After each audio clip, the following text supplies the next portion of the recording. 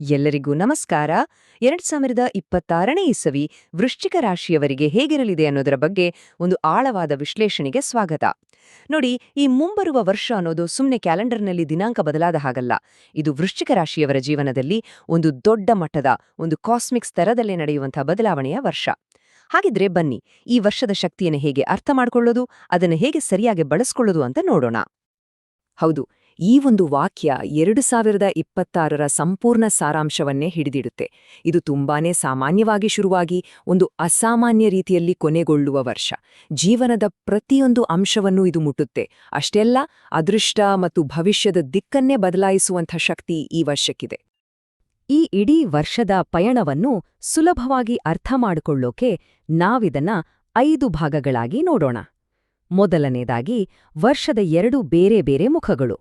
ಆಮೇಲೆ ಎದುರಾಗಬಹುದಾದ ಸವಾಲುಗಳು. ನಂತರ ತೆರೆದುಕೊಳ್ಳುವಂಥ ಒಂದು ಸುವರ್ಣ ಅವಕಾಶ. ಇದಾದ್ಮೇಲೆ ವೃಶ್ಚಿಕ ರಾಶಿಯ ಪ್ರಮುಖ ನಕ್ಷತ್ರಗಳಾದ ವಿಶಾಖ, ಅನುರಾಧ ಮತ್ತು ಜ್ಯೇಷ್ಠಕ್ಕೆ ಹೇಗಿರಲಿದೆ ಅಂತ ನೋಡೋಣ. ಕೊನೆಯದಾಗಿ, ಈ ವರ್ಷವನ್ನ ಯಶಸ್ವಿಯಾಗಿ ದಾಟೋಕೆ ಬೇಕಾದ ಒಂದಷ್ಟು ಟಿಪ್ಸ್. ಸರಿ, ಹಾಗಿದ್ರೆ ಮೊದಲನೇ ಭಾಗಕ್ಕೆ ಹೋಗೋಣ. 2026ರ ಕಥೆ ಅಂದ್ರೆ ಇದರಲ್ಲಿ 2 ಸಂಪೂರ್ಣವಾಗಿ ಬೇರೆ ಬೇರೆ ಅಧ್ಯಾಯಗಳಿವೆ. ಒಂದು ಸ್ವಲ್ಪ ಸವಾಲುಗಳ ಕಥೆಯಾದ್ರೆ ಇನ್ನೊಂದು ಗೆಲುವಿನ ಕಥೆ. ನಿಜಕ್ಕೂ ಈ ಗಾದೆ 2026ಕ್ಕೆ ಹೇಳಿ ಮಾಡಿಸಿದಂತಿದೆ. ವರ್ಷದ ಮೊದಲ ಭಾಗ ಇದೆಯಲ್ಲ, ಅದು ಒಂದು ಕಠಿಣ ಪರೀಕ್ಷೆ ತರ ಅನಿಸ್ಬಹುದು. ಆದ್ರೆ ಆ ಪರೀಕ್ಷೆಯಲ್ಲಿ ತೋರಿಸೋ ಧೈರ್ಯ, ಸ್ಥೈರ್ಯ ಅದೇ ವರ್ಷದ 2ನೇ ಭಾಗದಲ್ಲಿ ಸಿಗುವಂಥ ಅದ್ಭುತ ಯಶಸ್ಸಿಗೆ ಅಡಿಪಾಯ ಆಗತ್ತೆ. ಇಲ್ಲಿ ನೋಡಿ, ವ್ಯತ್ಯಾಸ ಎಷ್ಟು ಸ್ಪಷ್ಟವಾಗಿದೆ. ಜನವರಿಯಿಂದ ಮೇ ತಿಂಗಳ ತನಕ ತಾಳ್ಮೆ, ಕಠಿಣ ಪರಿಶ್ರಮ ಮತ್ತೆ ತುಂಬಾನೇ ಎಚ್ಚರಿಕೆಯಿಂದ ಇರಬೇಕಾದ ಸಮಯ. ಆದ್ರೆ ಜೂನ್ ತಿಂಗಳು ಶುರುವಾಗ್ತಿದ್ದ ಹಾಗೆ ಗ್ರಹಗಳ ಸ್ಥಿತಿಗತಿ ಸಂಪೂರ್ಣವಾಗಿ ಬದಲಾಗತ್ತೆ. ಅದೃಷ್ಟ, ಯಶಸ್ಸು ಮತ್ತು ದೈವಿಕ ಅನುಗ್ರಹದ ಕಾಲ ಶುರುವಾಗತ್ತೆ. ಇದೊಂಥರ ನಾಟಕೀಯ ತಿರುವು ಅಂತನೇ ಹೇಳ್ಬಹುದು. ಈಗ ವರ್ಷದ ಆ ಮೊದಲ ಕಠಿಣ ಭಾಗದ ಬಗ್ಗೆ ಸ್ವಲ್ಪ ವಿವರವಾಗಿ ನೋಡೋಣ. ಜಾನ್ವರಿಯಿಂದ ಮೇವರೆಗೆ ಯಾವೆಲ್ಲ ಗ್ರಹಗಳು ಪರೀಕ್ಷೆಗಳನ್ನ ತರ್ತವೆ ಮತ್ತು ಅದನ್ನ ಎದುರಿಸೋದು ಹೇಗೆ? ಇದನ್ನ ಕಾಸ್ಮಿಕ್ ಸ್ಟ್ರೆಸ್ ಟೆಸ್ಟ್ ಅಂತ ಕರೆಯಬಹುದು. ಅಂದ್ರೆ ತಾಳ್ಮೆ, ಭಾವನೆಗಳು ಮತ್ತೆ ವೃತ್ತಿಪರ ನಿರ್ಧಾರಗಳನ್ನ ಗ್ರಹಗಳು ತೀವ್ರವಾಗಿ ಪರೀಕ್ಷೆಗೆ ಒಳಪಡಿಸುವ ಸಮಯ. ಈ ಸಮಯದಲ್ಲಿ ಇಡೋ ಪ್ರತಿಯೊಂದು ಹೆಜ್ಜೆಯೂ ಅತ್ಯಂತ ಜಾಗರೂಕತೆಯಿಂದ ಇರಬೇಕಾಗತ್ತೆ. ಮೊದಲ ಸವಾಲು ಬರೋದು ಗುರುಗ್ರಹದಿಂದ. ಜೂನ್ 2ನೇ ತಾರೀಕಿನವರೆಗೂ ಗುರುಗ್ರಹ ಅಷ್ಟಮ ಸ್ಥಾನದಲ್ಲಿರುತ್ತಾನೆ. ಇದರಿಂದ ಏನಾಗಬಹುದು ಅಂದ್ರೆ ಅನಿರೀಕ್ಷಿತ ಖರ್ಚುಗಳು, ಆರೋಗ್ಯದಲ್ಲಿ ಸಣ್ಣಪುಟ್ಟ ಏರುಪೇರು ಮತ್ತೆ ಮಾನಸಿಕವಾಗಿ ಸ್ವಲ್ಪ ಚಿಂತೆಗಳು ಹೆಚ್ಚಾಗಬಹುದು. ಹಾಗಾಗಿ ಹಣಕಾಸು ಮತ್ತು ಆರೋಗ್ಯದ ಬಗ್ಗೆ ವಿಶೇಷ ಗಮನ ಇಡಲೇಬೇಕು. ಮತ್ತೊಂದು ಪ್ರಮುಖ ಗ್ರಹಸ್ಥಿತಿ ಅಂದ್ರೆ ಪಂಚಮ ಶನಿ. ಶನಿಗ್ರಹ ವರ್ಷಪೂರ್ತಿ 5ನೇ ಮನೆಯಲ್ಲಿರ್ತಾನೆ. ಇದು ಮುಖ್ಯವಾಗಿ ಶಿಕ್ಷಣ, ಮಕ್ಕಳು ಮತ್ತೆ ಹೂಡಿಕೆಗಳ ವಿಚಾರದಲ್ಲಿ ಹೆಚ್ಚು ಜವಾಬ್ದಾರಿ ಮತ್ತೆ ಶಿಸ್ತನ್ನ ಕೇಳುತ್ತೆ. ಇದು ದೀರ್ಘಕಾಲದ ಪಾಠಗಳನ್ನ ಕಲಿಸುವ ಒಂದು ಸಂಚಾರ ಅಂತಾನೂ ಹೇಳ್ಬಹುದು. ಅಷ್ಟೇ ಅಲ್ಲ, 4ನೇ ಮನೆಯಲ್ಲಿರುವ ರಾಹು ಕೌಟುಂಬಿಕ ಜೀವನದಲ್ಲಿ ಸ್ವಲ್ಪ ನೆಮ್ಮದಿಯನ್ನ ಕಡಿಮೆ ಮಾಡಬಹುದು. ಇನ್ನೊಂದೆಡೆ 10ನೇ ಮನೆಯಲ್ಲಿರುವ ಕೇತು ಮಾಡ್ತಿರೋ ಕೆಲಸದಲ್ಲಿ ಒಂಥರ ಅತೃಪ್ತಿ ಅಥವಾ ಬದಲಾವಣೆ ಬೇಕು ಅನ್ನೋ ಭಾವನೆಯನ್ನ ಮೂಡಿಸಬಹುದು.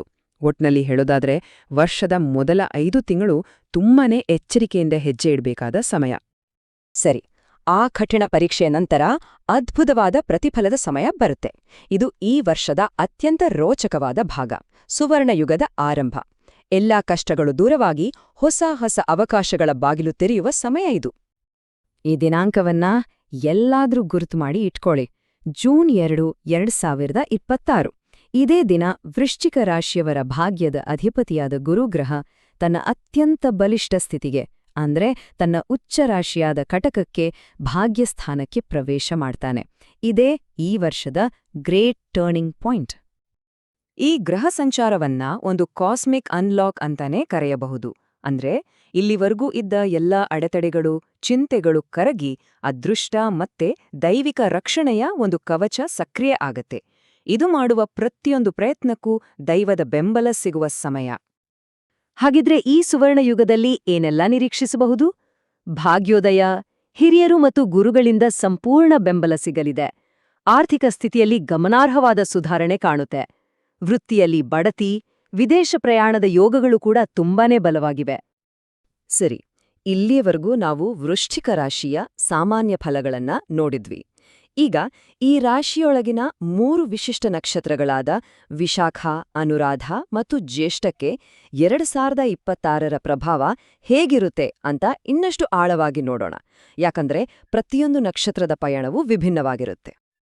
ಮೊದಲಿಗೆ ವಿಶಾಖ ನಕ್ಷತ್ರ. ವಿಶಾಖ ನಕ್ಷತ್ರದವರಿಗೆ ಇದು ನಿಜಕ್ಕೂ ಒಂದು ಸುವರ್ಣ ವರ್ಷ. ಯಾಕೆಂದ್ರೆ ಈ ನಕ್ಷತ್ರದ ಅಧಿಪತಿಯೇ ಗುರು. ಜೂನ್ 2ರ ನಂತರ ತಮ್ಮ ಅಧಿಪತಿಯೇ ಭಾಗ್ಯಸ್ಥಾನದಲ್ಲಿ ಉಚ್ಚನಾಗೋದ್ರಿಂದ ಇದೊಂದು ಅಪರೂಪದ ರಾಜಯೋಗವನ್ನೇ ಸೃಷ್ಟಿಸುತ್ತೆ.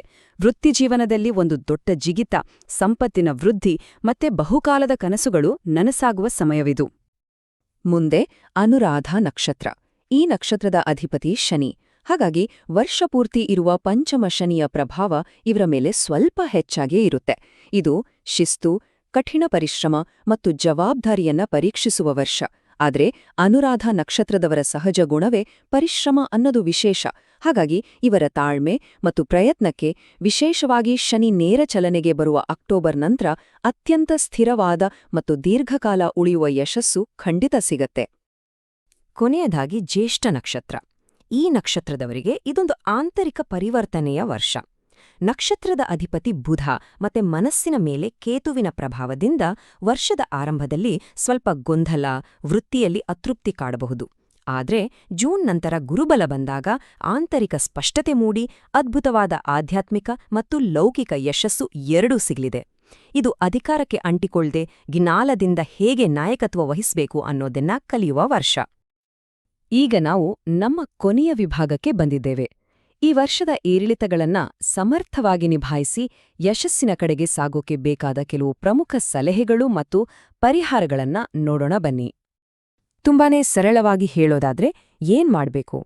ಜೂನ್ವರೆಗೆ ತಾಳ್ಮೆಯಿಂದ ಇರೋದು, ಪ್ರತಿಯೊಂದು ನಿರ್ಧಾರವನ್ನು ಯೋಚನೆ ಮಾಡಿ ತೆಗೆದುಕೊಳ್ಳೋದು, ಮತ್ತೆ ಆಧ್ಯಾತ್ಮಿಕ ಚಟುವಟಿಕೆಗಳಲ್ಲಿ ತೊಡಗಿಸಿಕೊಳ್ಳೋದು. ಏನ್ ಮಾಡ್ಬಾರ್ದು? ವರ್ಷದ ಮೊದಲಾರ್ಧದಲ್ಲಿ ದೊಡ್ಡ ಹೂಡಿಕೆಗಳು ಅಥವಾ ಸಾಲ ಮಾಡಕ್ಕೆ ಹೋಗ್ಬಾರ್ದು, ಮತ್ತೆ ಮಾತಿನ ಮೇಲೆ ಹಿಡಿತ ಕಳ್ಕೊಳ್ಬಾರ್ದು. ಗ್ರಹಗಳ ಸಕಾರಾತ್ಮಕ ಶಕ್ತಿಯನ್ನ ಹೆಚ್ಚಿಸ್ಕೊಳ್ಳೋಕ್ಕೆ ಕೆಲವು ಸರಳ ಪರಿಹಾರಗಳಿವೆ. ಗುರುಗ್ರಹದ ಅನುಗ್ರಹಕ್ಕಾಗಿ ವಿಷ್ಣು ಸಹಸ್ರನಾಮ ಪಠನ ಅಥವಾ ಹಿರಿಯರಿಗೆ ಸೇವೆ ಮಾಡೋದು ಉತ್ತಮ. ಶನಿಯ ಪ್ರಭಾವವನ್ನ ಸಮತೋಲನದಲ್ಲಿ ಇಡೋಕ್ಕೆ ಹನುಮಾನ್ ಚಾಲೀಸ ಪಠನ. ರಾಹುವಿನಿಂದಾಗುವ ಅಶಾಂತಿಯನ್ನ ಕಡಿಮೆ ಮಾಡೋಕ್ಕೆ ದುರ್ಗಾ ಆರಾಧನೆ. ಹಾಗೆ ಕೇತುವಿಗಾಗಿ ಗಣಪತಿಯ ಪೂಜೆ ಅತ್ಯಂತ ಪರಿಣಾಮಕಾರಿ. ಕೊನೆಯದಾಗಿ ಈ ಒಂದು ಪ್ರಶ್ನೆಯೊಂದಿಗೆ ಈ ವಿಶ್ಲೇಷಣೆಯನ್ನು ಮುಗಿಸೋಣ. 2026ರ ಗ್ರಹಸ್ಥಿತಿ ಅನ್ನೋದು ಒಂದು ವೇದಿಕೆಯನ್ನ ಸಿದ್ಧಪಡಿಸಿದೆ. ಮೊದಲಾರ್ಧದ ಸವಾಲನ್ನ ಎದುರಿಸಿ ದ್ವಿತೀಯಾರ್ಧದ ಅವಕಾಶವನ್ನ ಬಳಸಿಕೊಂಡು ತಮ್ಮ ಭವಿಷ್ಯದ ಕಥೆಯನ್ನ ಬರೆಯುವ ಶಕ್ತಿ ವೃಶ್ಚಿಕ ರಾಶಿಯವರ ಕೈಯಲ್ಲೇ ಇದೆ. ಎಲ್ಲರಿಗೂ ಶುಭವಾಗಲಿ.